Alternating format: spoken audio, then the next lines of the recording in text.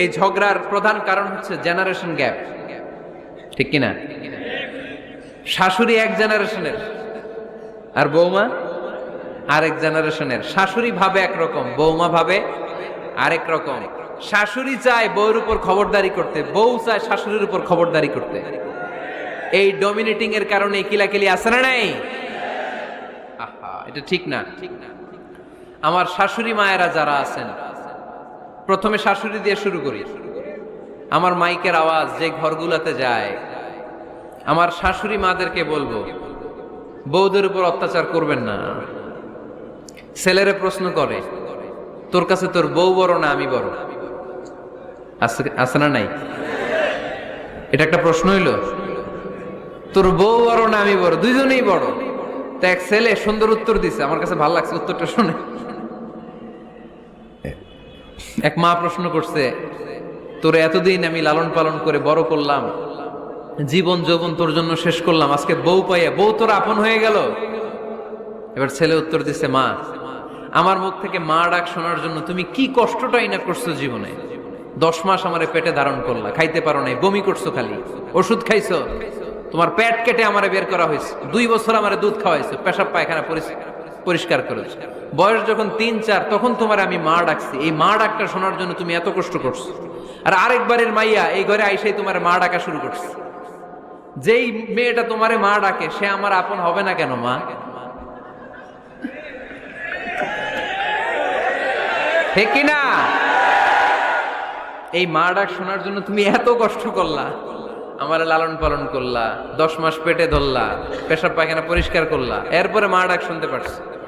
আর আরেকবারের মেয়ে জানা নাই চিনা নাই এসেই তোমার ডাকা শুরু করছে মা।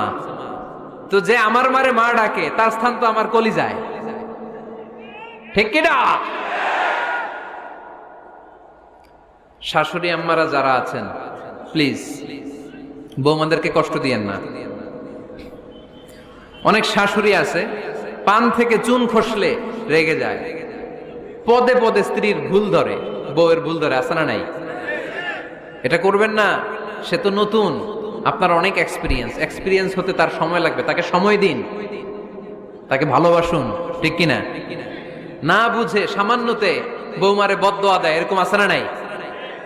কিন্তু বুঝতে চায় না, বৌমারে যদি বদদোয়া দেয় তাহলে তার নিজ ছেলের পরিবারের ক্ষতি, পেটে ধরা যে ছেলে, ছেলের পরিবারের কিন্তু ক্ষতি, তার আপন নাতি নাতনিদেরই ক্ষতি। আওয়াজ করে বলেন ঠিক কিনা? বৌমাকে বদদোয়া দিয়েন না। বৌমাকে নিজের মেয়ের মতো দেখবেন। সমাধান আমি দিচ্ছি, কেমন দেখতে হবে? নিজের মেয়ের মতো। নিজের মেয়ে সকালে ঘুম থেকে ওঠে 11টা, ওইটা সমস্যা নাই। বৌমা কেন উঠলো না, ওইখানেই ঝামেলা, আছে না নাই? মেহেরবানি করে আপনার বৌমাকে আপনার নিজের মেয়ের মতো দেখেন। নিজের মেয়েরে যেমনি আদর করেন তাকেও অমনি আদর করেন। আপনার বৌমারে যদি আপনি কষ্ট দেন, মনে রাখবেন আপনার নিজের মেয়েটাও আরেকবারের বউ হয়ে কয়েকদিন পরে যাবে। আপনি যা যা করবেন আপনার মেয়েকেও তারা ওই রকম কষ্ট দিয়ে বাড়িতে ফিরিয়ে দিবে। চিল্লায় বলেন ঠিক কিনা? খবরদার, টিট ফর ট্যাট। ইট্টি মারলে পাটকেলটি খেতে হয়। এজন্য শাশুড়ি আম্মা জানারা যারা আছেন, বৌমার সাথে খারাপ আচরণ করবেন না মেহেরবানি করে। তাকে আপনি কষ্ট দিলে আপনার নিজের মেয়েটাও আরেক বাড়ির বৌমা হবে, সেও ওই বাড়িতে এই কষ্টগুলো ভোগ করবে। এগুলো যখন আপনি শুনবেন তখন আপনার চোখ দিয়ে পানি পড়বে কি পড়বে না? পড়বে। এবার আসেন বৌমার কথা বলি। বৌমা যারা আছেন মেহেরবানি করে, বৌমা যারা আছেন মেহেরবানি করে আপনার শাশুড়ি আম্মাকে নিজের মায়ের জায়গায় রাখবেন। আপনার বাড়ি ছেড়ে নতুন বাড়িতে আসছেন, তো এটাই তো আপনার বাড়ি। আপনার মা রেখে দিয়ে নতুন মা পাইছেন, এটাই তো আপনার মা। তো ওনাকে মায়ের জায়গায় বসাতে আপনার সমস্যাটা কোথায়? বৌমারা খেয়াল রাখবেন, আপনি আপনার শাশুড়ির সাথে যে আচরণটা করতেছেন, আপনার শেষ বয়সে আপনার ছেলের বিয়ে দেওয়ার পরে যে বৌমাটা আসবে ওই আচরণই আপনাকে ফিরিয়ে দিবে। The nature has its own return. প্রকৃতির একটা মাইর আছে, এটা শেষ মাইর, এটা শেষ খেলা। প্রকৃতির খেলা বড় খেলা। আপনি আপনার শাশুড়ির সাথে যে আচরণ করবেন, আপনার শেষ বয়সে আপনি একদিন শাশুড়ি হবেন, এটা মাথায় রাখবেন। ওই আচরণই আপনি ফিরে পাবেন। আওয়াজ করে বলতে হবে ঠিক কিনা? এজন্য 9 নাম্বার পয়েন্টস হচ্ছে মিউচুয়াল রেসপেক্ট। সবাই যেন সবাইকে ভালোবাসি। দোষ ছাড়া মানুষ নাই, সবার দোষ আছে। আমরা যেন একে অন্যের দোষ না খুঁজি। বৌমারা, আপনাদের কেন যদি আমার মাইকের আওয়াজ যায়, অল্প কিছু টেকনিক অবলম্বন করলে আপনি আপনার শাশুড়ির মন জয় করতে পারবেন। শাশুড়িরা আসলে বেশি কিছু চায় না, আগের জামানার মানুষ তো, এদেরকে ওইভাবে হাত করতে হবে। মাঝে মাঝে একটু শাশুড়ির মাথায় তেল দিয়ে দেন, চুলে তেল দিয়ে দিবেন আর কি, মাঝে মাঝে চুল আশ্রয় দিবেন, এগুলো কিন্তু খুব পছন্দ করে শাশুড়িরা। ওনার প্রেশারটা একটু মেপে দিবেন, ডায়াবেটিক্সের ওষুধটা খাইলো কিনা সময় মতো খোঁজ নিবেন, কি পছন্দ করে খেতে একটু রান্না করে দিবেন। যেই বক্তার ওয়াজ শুনতে পছন্দ করে ওই বক্তার ওয়াজগুলো ডাউনলোড করে শাশুড়ি আম্মাকে দিবেন, ইসলামী বই দিবেন। দেখবেন বয়স্ক নারীরা মাহফিল যেতে খুব পছন্দ করে, ওয়াজ শুনতে খুব পছন্দ করে, নবীদের কাহিনীগুলো শুনতে পছন্দ করে। বসায় বসে একটু কাহিনীগুলো শোনাবেন। বাইরে বেরোলে জিজ্ঞেস করেন, আম্মা আপনার কিছু লাগবে কিনা। আর একটা টিপস আছে, চুল যখন আশ্রাবেন আর শাশুড়ির মাথায় যখন তেল দিয়ে দিবেন, তখন অতীতের কথা জিজ্ঞেস করেন। দেখবেন অতীতের স্মৃতিতে হারিয়ে গিয়েছে আপনার শাশুড়ি। কি জিজ্ঞেস করবেন জানেন? জিজ্ঞেস করবেন, আম্মা জান, মুক্তিযুদ্ধের সময় আপনার বয়স কত ছিল? ওই সময় মুক্তিযুদ্ধের সময় আপনাদের এলাকায় কি কি হয়েছিল মা? আরেকটা প্রশ্ন করবেন, মা বিয়ের সময় আপনি কেমন ছিলেন?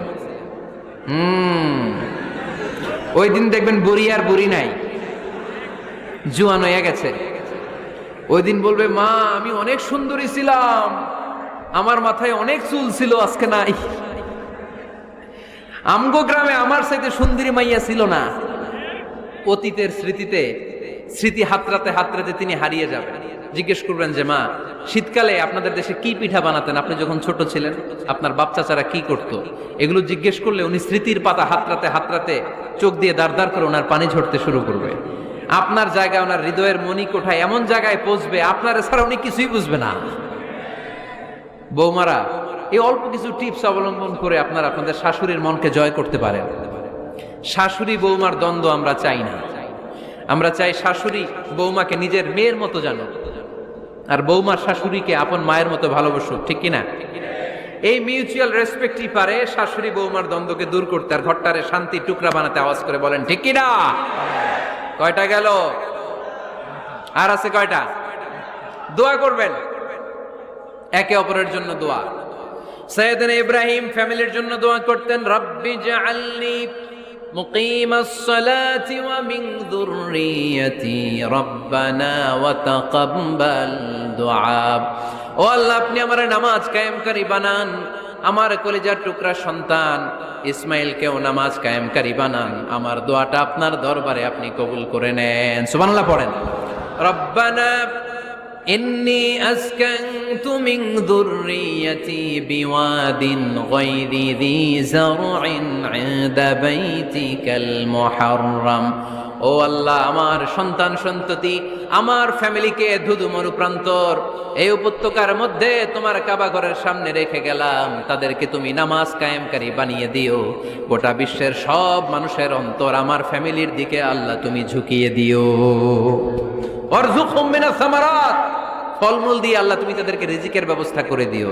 তার মানে সব নবীরা তাদের পরিবারের সদস্যদের জন্য দোয়া করতেন কি করতেন না?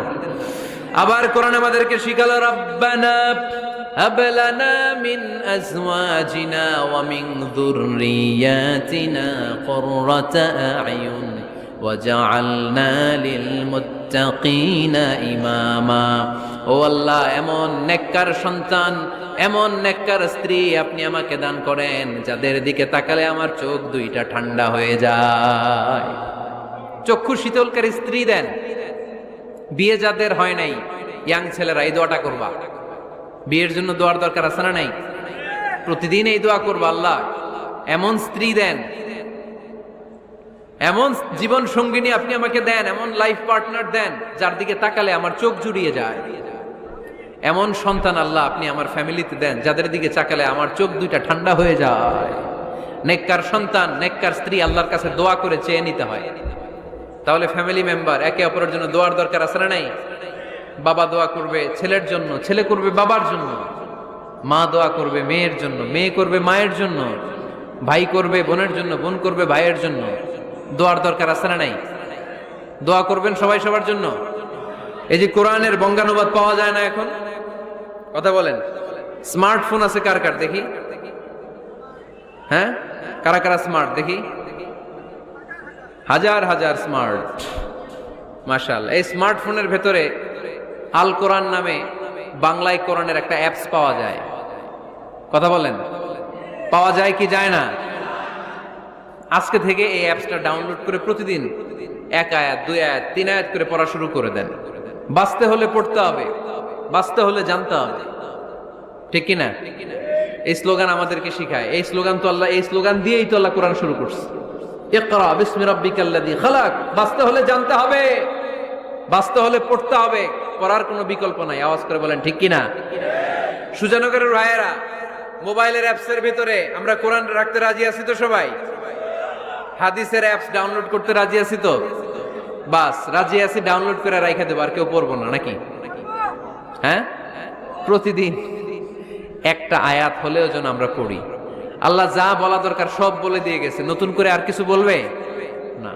আমরা যেন পড়াশোনা করি, আমরা যেন একটা পাঠাগার বানাই। আবারও কখনো আসার সুযোগ হলে আমি জিজ্ঞেস করবো, যদি আমার মনে থাকে যে আপনাদের পাঠাগার আছে কার কার ঘরে, সেদিন সবার হাত তুলতে হবে। এমনি পারা যাবে তো? আল্লাহ তুমি তৌফিক দাও।